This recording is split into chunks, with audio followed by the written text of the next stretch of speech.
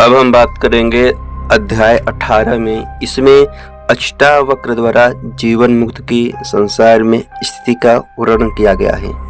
तो सूत्र 1 है, यस्य बोधोदये तावत् स्वप्नवत् भवति भ्रमः तस्मै सुखैकरूपाय नमः शांताय तेजसे।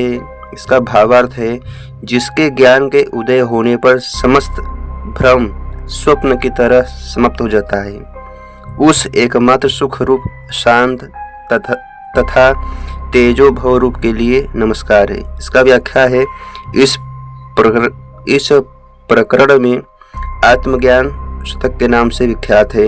इस प्रकरण के प्रारंभिक सूत्र में महर्षि अष्टावक्र सबसे पहले उस आत्मा या ब्रह्म को प्रणाम करते हैं जो एकमात्र है, संसार में उनसे अलग कुछ भी नहीं है।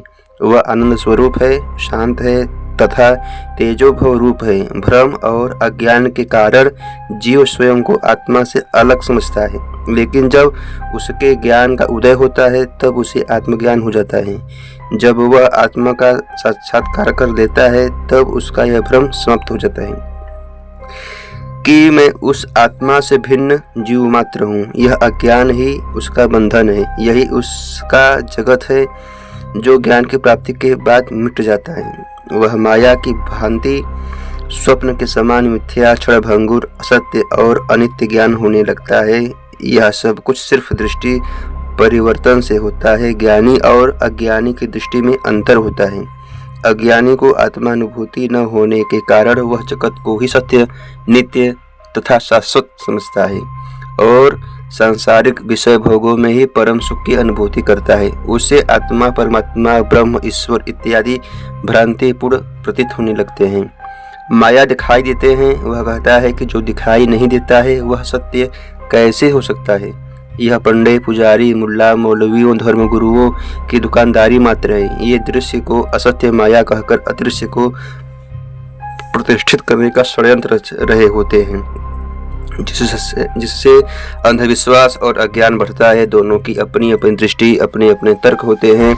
दोनों ही अपनी अपनी दृष्टि से सही होते हैं। अज्ञानी की दृष्टि का अंतर तर्क से नहीं मिटता, अपितु ज्ञान से, बोध से मिटता है।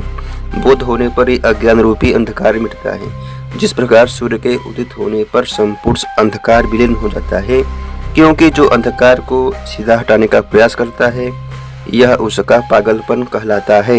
जो यह कहता है कि अंधकार हटा देंगे तो सूर्य उदय हो जाएगा, यह भ्रांत धारणा है। अतएव मुमुक्षु सर्वदा आत्मज्ञान का ही प्रयास करते हैं, क्योंकि आत्मज्ञान के द्वारा ही सभी प्रकार के भ्रम समाप्त हो जाते हैं और व्यक्ति शांति का अनुभव करता है। महर्षि अष्टावक्र उसी आत्मा को प्रणाम करके इस प्रकरण का प्रारंभ करते हैं। अज्ञान को स्वीकारना अधिक ईमानदारी है, इसके कि उसके ऊपर ज्ञान का झूठा आवरण चढ़ाना है। इससे व्यक्ति बहुरूपिया बन जाता है।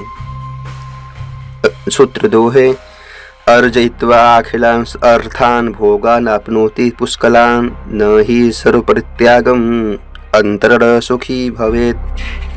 इसका भावार्थ है, चल तथा अचल संपत्ति के रूप में समस्त प्रकार के धनों को जोड़कर शक्ति अनेक प्रकार के भोगों को जरूर एकत्र कर लेता है, परंतु बिना सर्वस्व के संपूर्ण रूप से त्याग के सुखी नहीं होता। इसकी व्याख्या है, समस्त प्रकार के कार्यों को प्राप्त करने का अर्थ धन को लेना उचित नहीं है। अर्थ पाकर, धन पाकर आखिर क्या करना चाहता है? धन क्यों चाहता है? वह सोचता है कि इससे सुख के साधन इकट्ठा करूंगा। इसलिए यहाँ अखिलान अर्थान का अर्थ लेना चाहिए। उस सभी को प्राप्त करके भी जिन्हें सुख का कारण समझता है, मनुष्य समस्त प्रकार के विषय भोगों को प्राप्त कर लेता है। महर्षि अष्टावक्र ने इस सूत्र के माध्यम से जिस ओर संकेत किया है वह अत्यंत गहरा है। सुख के साधनों को इकट्ठा करने से इनके भोगों की बात समझ में आ जाती है, परंतु भोगने का सुख से कहीं कोई नाता हो, इस बात को यह सूत्र नकार देता है।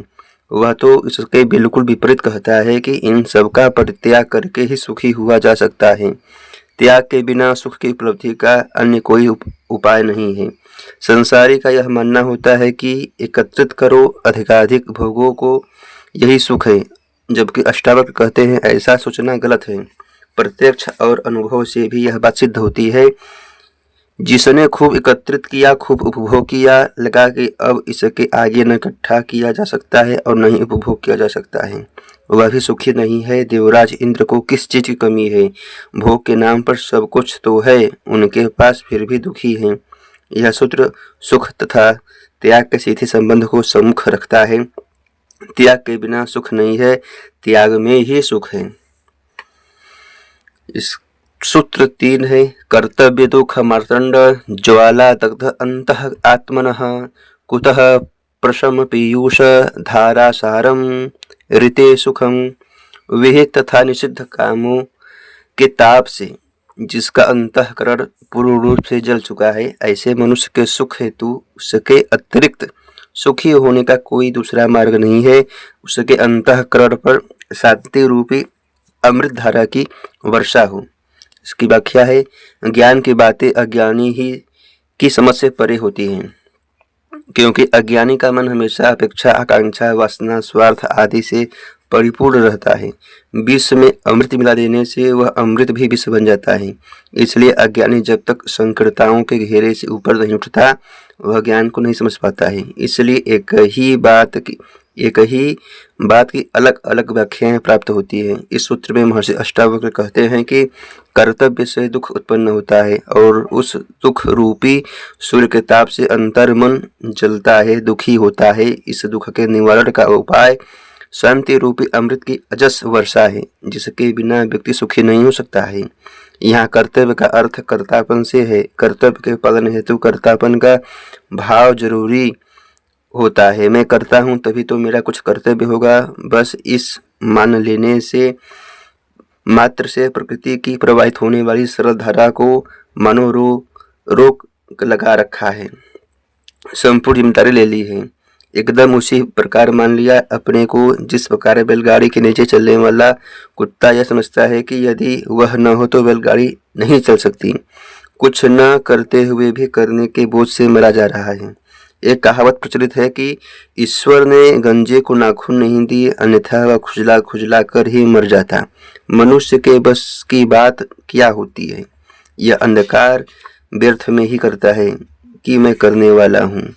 उसका मन शांत होगा तो अकर्तापन के भाव से यह अकर्तापन को जाना ही शांति रूपी अमृत की धारा है। जैसे ही मनुष्य के अंदर अकर्तापन का भाव आ जाता है, उसकी सारी उत्तेजना सरल रूप में शांत हो जाती है। तब वहाँ कहाँ रह जाता है कर्तव्य अकर्तव्य, खुश है हम उसी से। यही है अमृत धारा का सतत दर्शना, अर्थात जो कर्मों को अहंकार रहित होकर करता है उसी को असीम शांति की उपलब्धि होती है। अकर्ता हो जाने से ही शांति प्राप्त होती है।